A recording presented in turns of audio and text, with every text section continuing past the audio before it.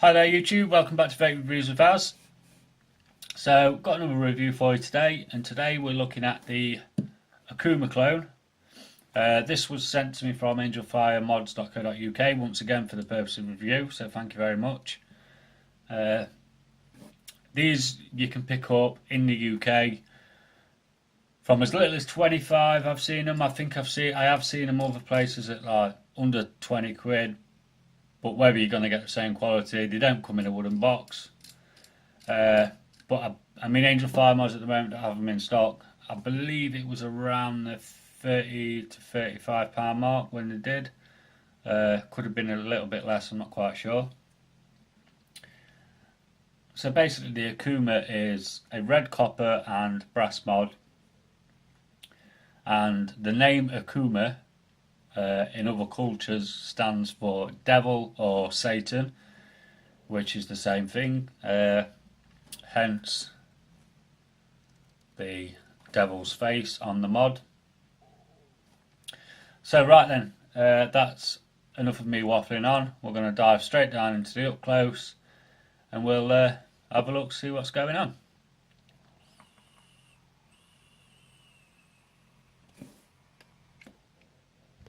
Okay then, so here we are up close with the Akuma. Now it comes in this nicely made wooden presentation box. The authentic one also comes in a wooden box, which is made by, I believe it's a tribesman, all handmade, where these are probably made by a little kid somewhere in China, but still looks good nonetheless. So the serial number's at the top of the box, so this one's number 830. Akuma at the bottom, and then the sun in the middle, and all the rest is plain. So when you receive it and open up the box, the mod's going to come nicely presented in plastic bags. You've got this solid foam insert inside to keep the mod protected, and you'll actually receive the mod in 18500 mode with either magnets or spring for the button. The magnets are in the button on this one. And you'll also receive the 18650 tube, which is made up of an 18350 tube plus an extension. So you can do 18350, 18650 and 18500. So what we'll do first is we'll take a look at the 18650 tubes. Now this is a 22mm mechanical mod, and it's made from red copper, and the authentic was made, the brass parts are Australian brass. I don't know about the clone. So as you can see, you've got the Akuma logo, and I believe Akuma in some cultures stands for the devil, so that's basically a picture of the devil's face. The serial number 830 and nothing else on the tube. Now these will patina rather quickly as it's copper, but this has had a nice brasso up, so it looks nice and shiny. I mean, I'm a big fan of the Akuma, the look of it, especially when it's polished. If this was my own personal mod, which it isn't, I'd be tempted to give it a nice polish, degrease and clear coat it. So all the threads are really nice and smooth, but as always, copper is a soft metal, so you do have to be careful when putting things together so that you don't cross thread, because you will strip it. So the threads are all very nicely cut. They're not sharp at all, and the tubes are nicely machined. So that's your 18650 extension, and then the 18350 tube is what houses the Akuma logo. Sorry about the glare, there we go. And same again, really nice threads, both ends of the tube. Now these tubes will only thread together one way, so the Akuma logo has to go towards the top of the tube. like so. So as I say, it's 22mm, red copper, and then we'll take a look. The spring that comes supplied, if you want to change out the magnets, don't know why anybody would give up magnets for a spring, is just a stainless steel, and it's quite a soft spring. Maybe make one yourself out of copper if you're going to use a spring. And then the mod in 18500 mode. So same again, serial number there, and the Akuma logo of the devil's face. Now there is a slight difference on the engravings between both the tubes. On the 18350 tube, in places the engravings look slightly deeper, and the serial number in the 500 tube is quite shallow and not very wide, and in the 350 tube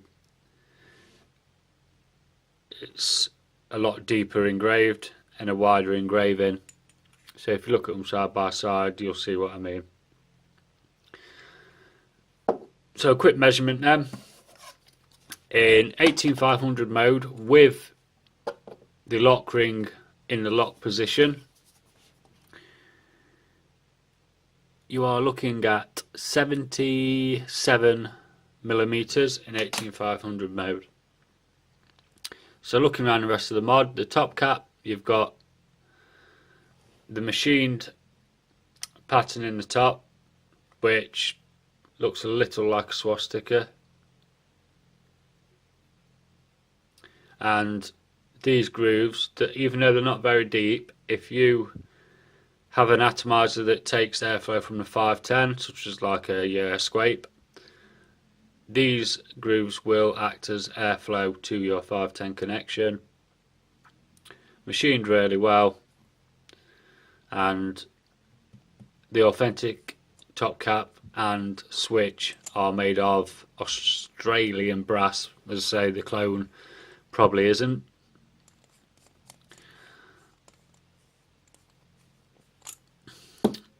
So the top cap, it's all brass, and it's really nice threads, both for the 510 and the piece that the Delrin insulator screws into. So your top cap contact's made of 3 parts. You've got the black Delrin, which screws into the top cap itself.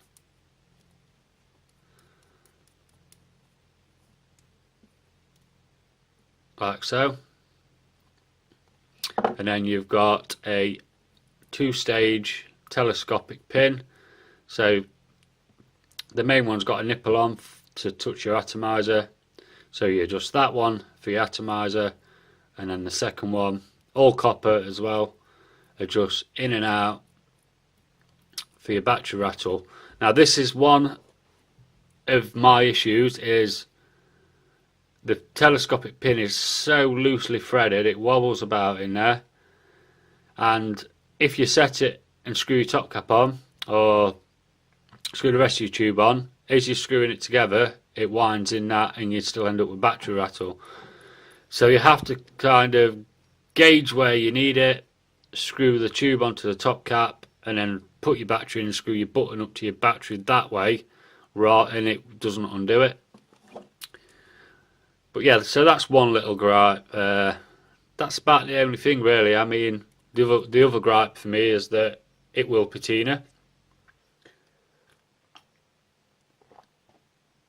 But it's no hardship if you want to clear coat it. So really nice quality of the machining on the top cap. And then we'll take a look at the button. So the button again, red copper with a brass lock ring. The button itself is engraved with a logo of the sun, and you've got 4 battery vent holes in the bottom of the switch. So no matter whether you have it in firing position or locked position, if you do get a battery vent, you've got no problems with it venting. And as you come through to the other side, the holes continue all the way through the negative insulator. So the lock ring is reverse threaded. It can lock up because it's a soft metal against a soft metal, and all you need to do with it, you just need to go literally till it stops and out till it stops. You don't need to twist it any harder. If you do that, you're going to get it locking up. So again, really nice threads on the switch housing, and a copper negative contact. And to take the switch apart, all you have to do, as we've seen on many other mods, is undo your negative and your switch comes apart. So there you see the battery venting holes again, and it's come supplied with 3 magnets. So I mean, you can see how strong the magnets actually are, because if you look at this magnet, as I bring this to get closer, it lifts it.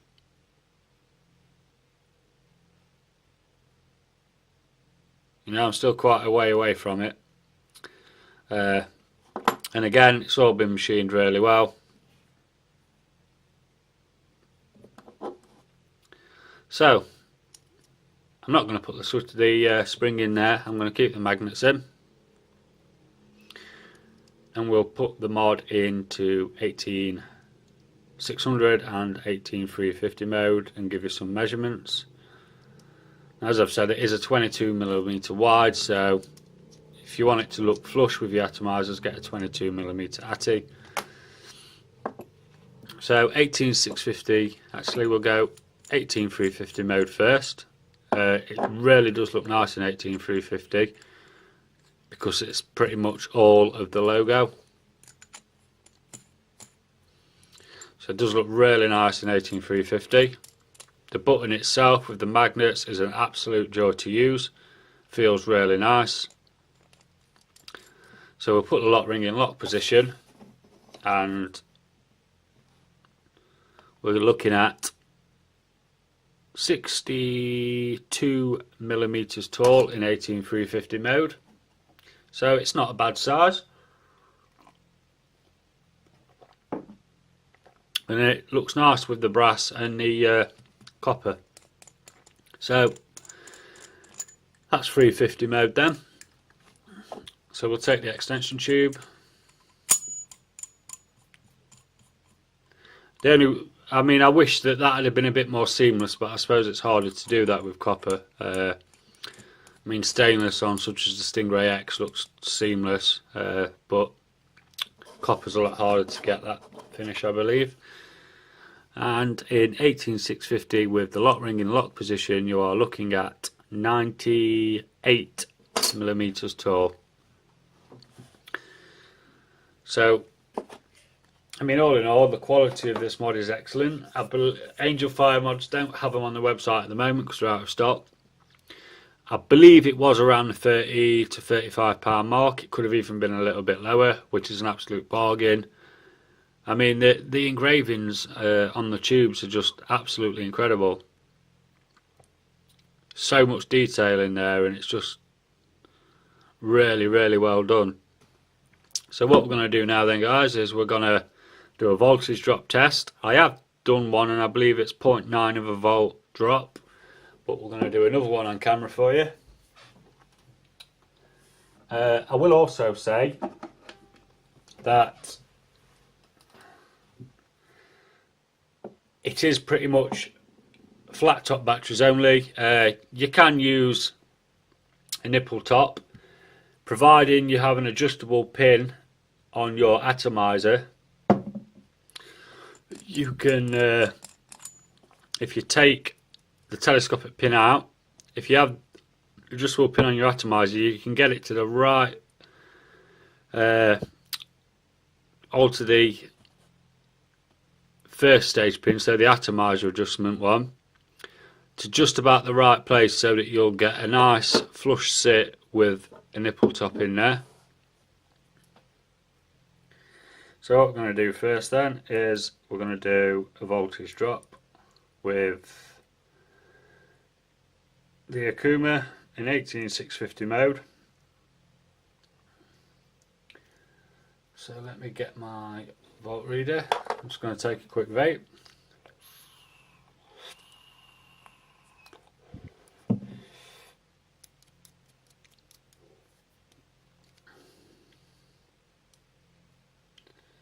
So what we're going to do is, now as I say, I don't know how accurate these volt meters are, but it's only a rough guide. Don't take it as gospel. So then tighten the atty pin up, and I'll leave that with quite a bit of length. As I say, I screw that onto the mod first, and I put the battery in from the bottom.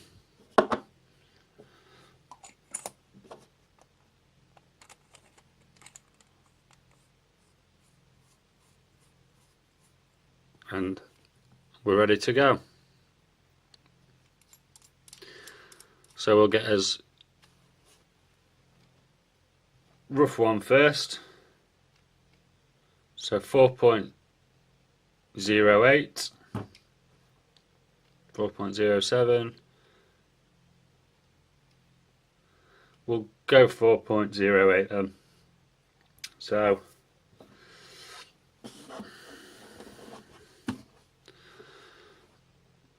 4.08, and then we've got a Rose V2 clone at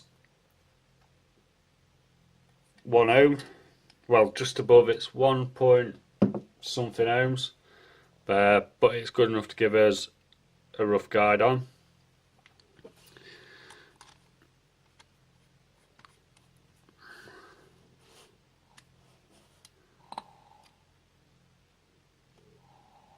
Three 3.98, 3.98, 3.98. So we're looking at 0.1 of a voltage drop there. So my original one came out at 0.09, so it hits pretty well.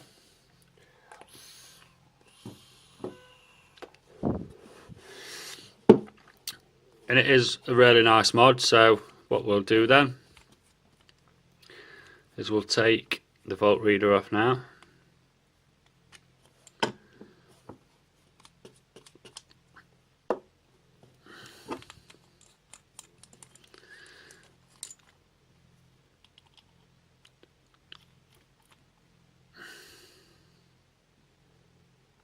And I'll try and show you what I mean. So if I leave the pin extended and screw that on, it winds the pin in, so you still get a little bit of battery rattle, which is why I do it from the bottom of the mod. It does let it down. I know on the newer black version they've made it a reverse threaded pin, which will hopefully make a difference. I haven't got one in yet, but hopefully in the future, because it does look quite nice.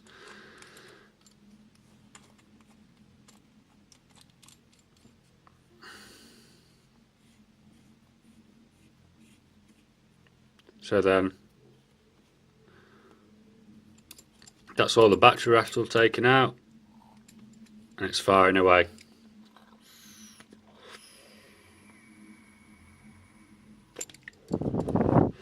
Right, and so that was the up close. So we're going to go back up top now and just have a little chat about it.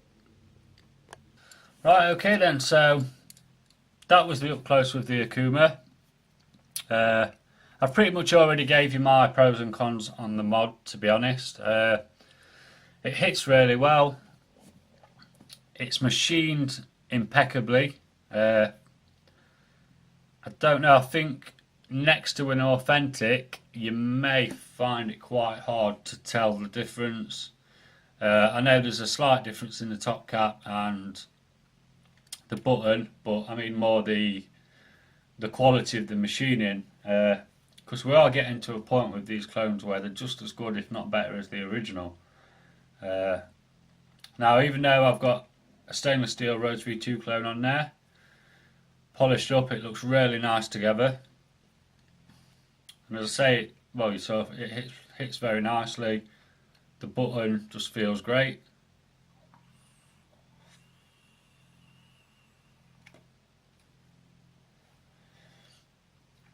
Really nice mod to use. It's a pity it's not mine, because as I say, it would be clear coated. So yeah, the negatives then, which I've pretty much already covered. But before that, I'm just going to have a little sip of coffee.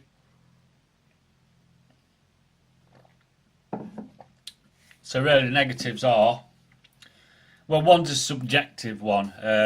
That's my own opinion, and that's the fact it will patina. I am not a fan of a patinaed mod at all. But hey, it is what it is. You can always go and buy a tub of clear coat for under a tenner. Get it to the polished look that you want. All you have to do is use a degreaser to get rid of any brasso or anything like that. I mean, I think the best way is to get your brasso out, hot water, hot soapy water, give it a good scrub with a very soft toothbrush and all the threads, and especially the engravings, because obviously the engravings are going to get clear coat in there. The threads aren't, but you might as well do it as you're going along. So once that's done, you use a degreaser to get rid of any residue, washing up liquids, brasso, because brasso's greasy, and then you apply your clear coat, leave it to dry, and with a bit of luck you'll end up with a permanently polished mod. I have seen a few tutorials using, I believe it's Protect Clear or Protect Coat, something like that, where people have done the mod but they've forgot the degreasing step and it looks a mess. So if you're going to clear coat a copper or brass mod for that matter, always degrease it to get a nice finish with your clear coat. But anyway, yeah, so I went off on a different path then. And then, yeah, so the other one is the telescopic positive is a little bit loose. So it, yeah, I mean, it's no hardship to do it from the bottom, but if that had been that little bit stiffer, you'd have a bit better tuning on there. So yeah, all in all, fantastic mod. As I say, this was from Angelfiremods.co.uk. They don't have them in stock at the minute, so you won't find them on the website. But yeah, so big thumbs up for this mod, guys. I'm going to get off now, and I'll see you again very soon for another video. Thanks for watching. Please like and subscribe.